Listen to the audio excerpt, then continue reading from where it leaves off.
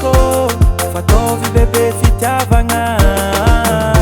Koa mila mignatsaryny agnatiny tokantragno, tsy hitako varany agnanaovako ditra. Koa mihiditra tam safosafo mandigny antegna manavo zalahy. Ino koa raha mbola iodignane, tsy mahavita misenge, tsy mahavita misenge, tsy mahavita misenge,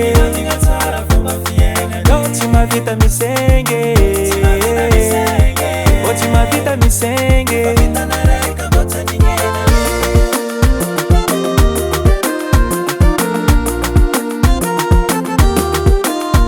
Karakareza tambazo fatifatora agnatiny fitiavagna, ataova karaha le tiavako anao io.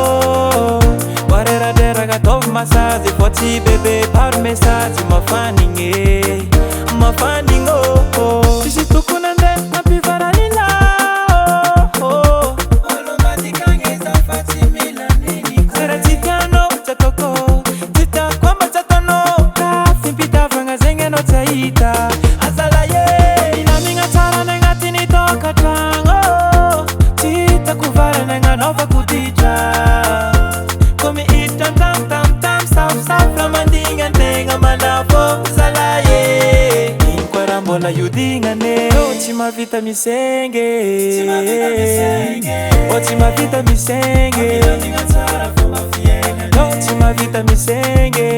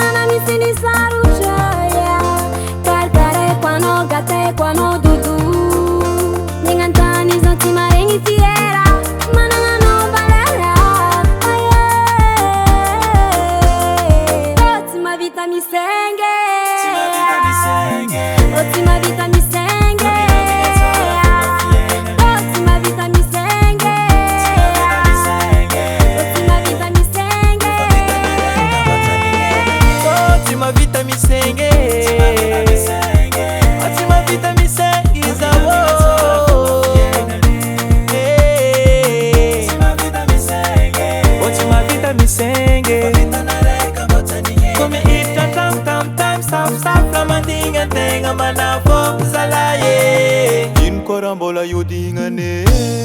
PS Production.